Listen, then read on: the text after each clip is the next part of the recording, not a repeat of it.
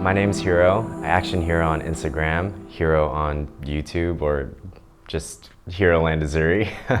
I'm here in Vienna teaching workshops, teaching yoga workshops at Dr. Yoga, and I travel teach. I just teach workshops right now every weekend in a different country or a different city. I started actually 17 years ago, and I got introduced by my dad. We were both runners, and I went to a gym and I saw people lying down with blankets over them, and I'm like, that's yoga? Taking naps? I'm so down. So I went in, and it was like the hardest thing that I've done to date. And then afterwards, of course, I started learning the philosophy and everything else, and I fell in love with that as well.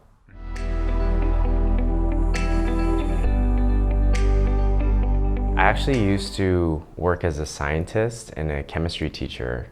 And then after that, I went to med school. But around 2007, 2008, I had to stop school for a bit. And that's when I started a photography company and really focus on teaching yoga. And then when things started to stabilize, I decided to go back to school and go to med school and do that whole thing. It just wasn't for me though. And then I was like, well, I don't know what to do with my life. I remember sitting there and I was like talking to my dad, and I said, okay, 1, I don't want to work at my parents' company. 2, I don't want to take photos for money. And 3, I don't want to teach yoga. And now I'm doing all those things.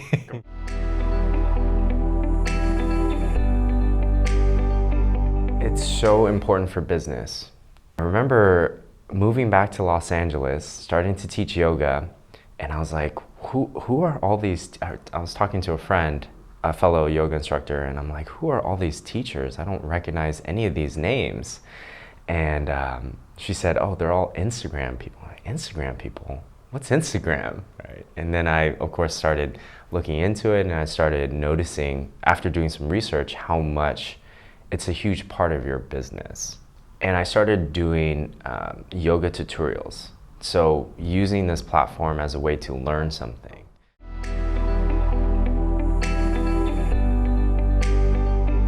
It was a friend of mine who's a doctor as well. And she was like, you really need to combine your medical knowledge with yoga because there's no market for that.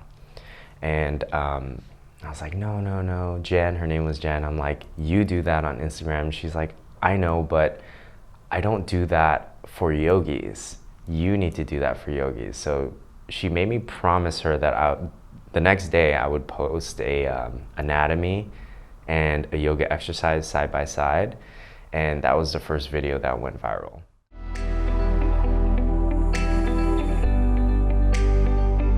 I used to be very, very Catholic. And Catholicism, religion, spirituality, yoga, it all kind of says the same thing, right? There's a general message of, hey, you should be a better person, and here are some phrases that will remind you or help you along that path to being a better person.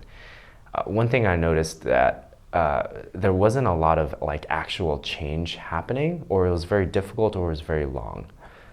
So I started diving deeper into emotional intelligence, emotional fitness, self-help, those kind of things. What I try to do in my yoga practice or philosophy in life is just optimize for growth. And if you're optimizing for growth, you have to be willing to be uncomfortable, but not painful, just uncomfortable. And yet a lot of yoga teachers preach, okay, do what's comfortable in your body. There's no growth in comfort, right?